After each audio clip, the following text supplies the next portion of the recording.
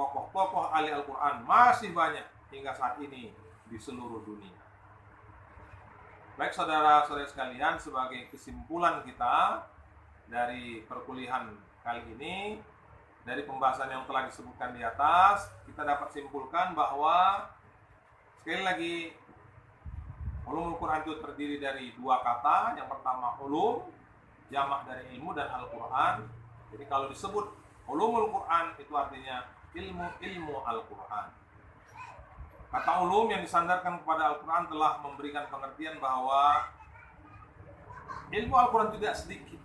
Maka digunakanlah kata jamak, ulum, jamak dari ilmu.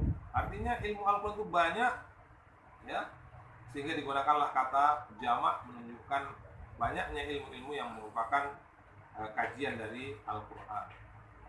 Kemudian secara terminologi dapat disimpulkan bahwa ulumul Quran adalah ilmu-ilmu yang membahas hal-hal yang berhubungan dengan Al-Quran, baik dari aspek keberadaannya sebagai Al-Quran maupun aspek pemahaman kandungannya sebagai pedoman dan petunjuk bagi manusia.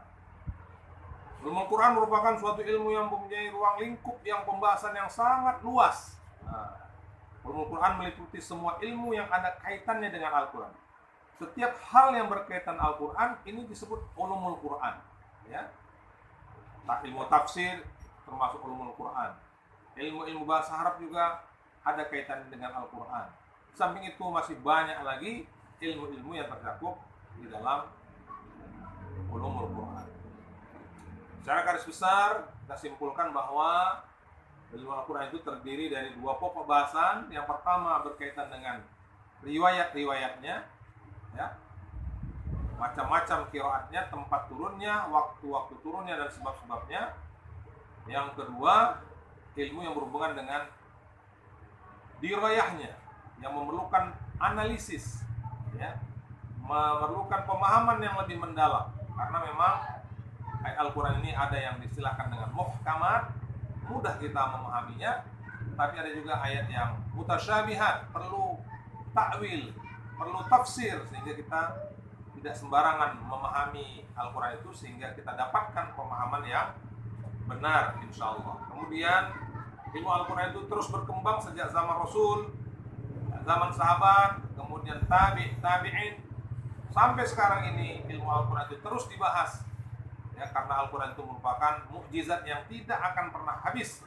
Karena Al-Quran itu adalah mukjizat Nabi Muhammad sampai akhir zaman, yang bisa kita lihat sebagai sesuatu pedoman bagi kita dalam menjalani hidup dan kehidupan kita, khususnya bagi kita umat Islam dan umumnya bagi umat manusia.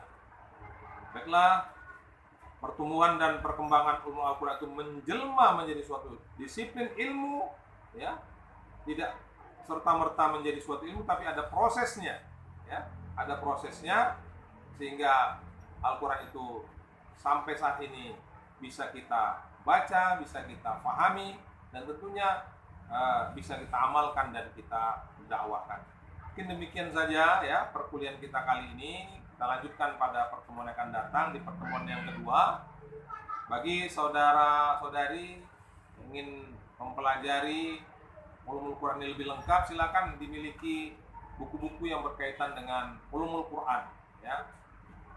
Ada karya Hasbi As-Siddiqi, silakan dibaca. Tentang ulumul Quran juga ada karangan Manna Khalil Al-Qattan, baik yang berbahasa Arab maupun yang berbahasa Indonesia, maupun buku-buku yang lain sebagai referensi, ya, sebagai bahan kajian untuk dipelajari lebih lanjut di rumah, ya. Dan bila ada hal-hal yang kurang jelas nanti bisa kita diskusikan. Demikian saja, terima kasih atas segala perhatian. Mohon maaf atas segala kekurangan. Kita bertemu lagi pada pertemuan yang kedua. Saya sudahi dengan nasrul minallah wa fathun qarib. Assalamualaikum warahmatullahi wabarakatuh.